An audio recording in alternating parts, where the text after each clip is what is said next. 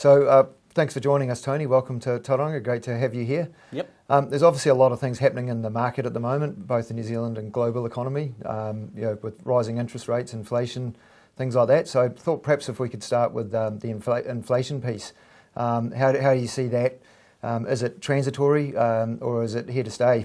Yeah, well, this is the interesting question. New Zealand's inflation rate was predicted 6 months ago by the Reserve Bank to be just 2.5% at the moment. It's 4.9%, and we've got some groups expecting it might go as high as 6% in the near future. And clearly some of that is probably temporary, the surge in shipping charges internationally, etc. Raw materials prices are going up. So definitely there is a bit of a temporary element, but everything I'm reading from overseas suggests that the timing of this temporary period is going to rip all the way through 2022 into 2023. So we're not really going to get the falling shipping charges, etc., maybe until 2023.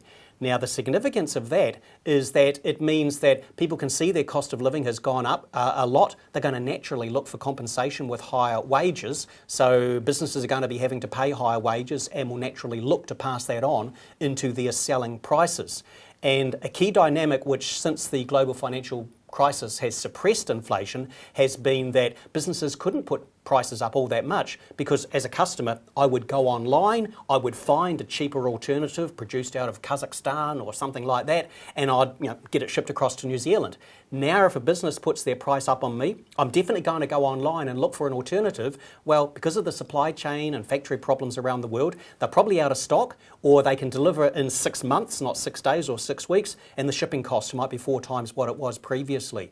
So businesses have some selling power now that they have not had for over a decade around the planet, and it says to me the risk is the inflation does keep staying at a relatively high pace here and overseas, and of course eventually that's going to bring an interest rate response. Yep, which was my next question. So with the interest rate piece, where do you see interest rates going to and by when? Yeah, the thing I've been saying for a number of years, thank goodness, is that when the Reserve Bank is raising interest rates, it's always a suck it and see exercise. You never know exactly how high interest rates will go, how rapidly they will get to the peak, how long they stay at the peak, when they fall, how quickly will be the fall on the other side. And that's because the reaction of ourselves as householders to rising mortgage interest rates, it changes over time. And so the Reserve Bank will raise interest rates, have a look and see what the impact is, and if it wants more impact, it'll raise them again. So it's always experimental.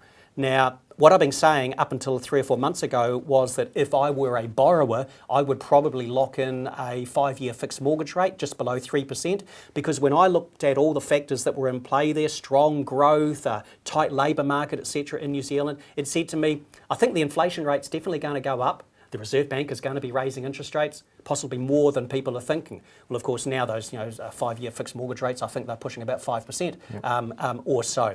And I guess my warning to people is that just over the past 2 to 3 months, we've got the inflation rate far higher than anyone expected, the unemployment rate far lower than anyone expected, a record net proportion of householders still expecting inflation will go higher, a record proportion of businesses saying they're going to increase their selling prices. So eventually at some point, our central bank, federal bank in the United States, Reserve Bank of Australia, they're going to have to play interest rate catch up and maybe increase rates relatively rapidly.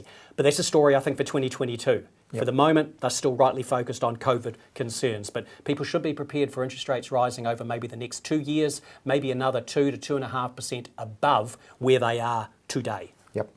Yep. And so, I mean, something that'd be top of mind for our investors is, what does the rising interest rate environment do to the term deposit rates?